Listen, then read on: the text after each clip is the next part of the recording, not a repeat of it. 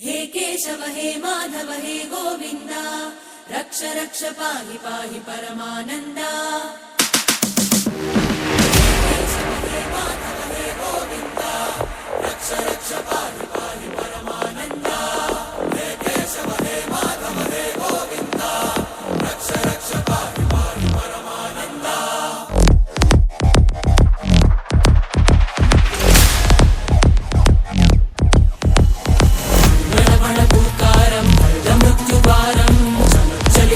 चरणं गुणभवतरणं